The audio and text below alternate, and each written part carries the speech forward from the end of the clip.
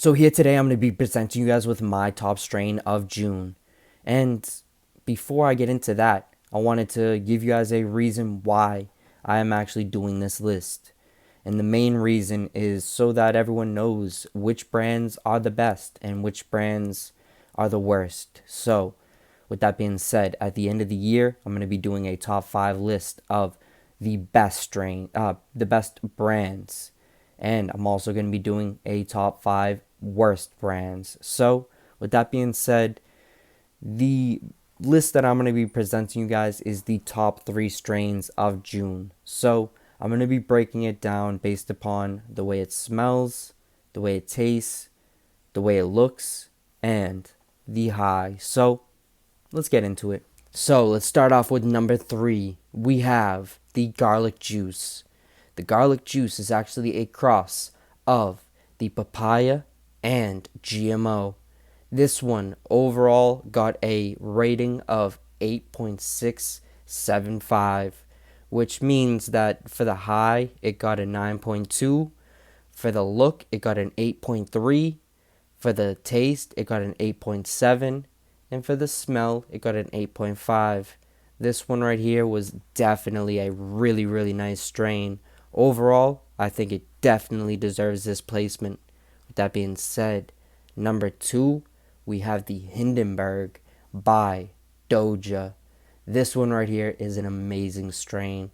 It has a really nice taste, a really, really nice high, and I don't know how this one placed number 2 because I'm really surprised that there was a Massachusetts strain that placed higher, but the Hindenburg is actually a cross of the OG Eddie, the Bix Scotty, and Skittles, which is an amazing cross.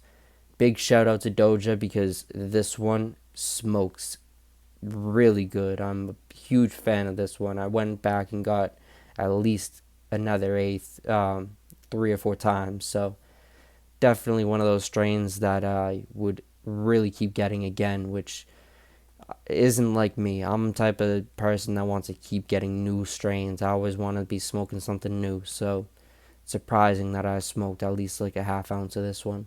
With that being said, the rating for the Hindenburg is actually going to get an 8.75. I think this one's well deserved, but let me get into it. For the high, it's going to get a 9.3.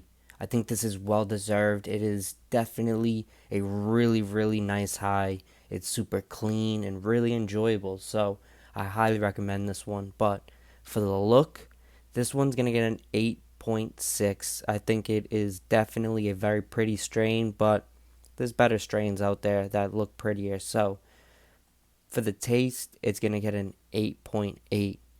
Very nice, gassy, but sweet taste. So it's what everyone likes nowadays, that candy gas. But for the smell, it's going to get an 8.6. Very fair. I would say an 8.75 rounded up is definitely well deserved. But with that being said, the one you guys been waiting for, the number 1 strain, the one that I think is the best strain I have tried this month, is the Animal Skittles by Tyson 2.0. This one right here is a cross of the Animal Face and Orange Skittles. This one is going to be perfect for almost any time of the day, but it is definitely one of those strains that is really potent. So be aware of that when you go to smoke this one. Overall, for a rating though, for this one, it's going to get an 8.875. I think this one's well deserved of this one. It could even get a higher rating, to be honest. It's going to get, for the high, it's going to get a 9.1. For the look, it's going to get a 9.4.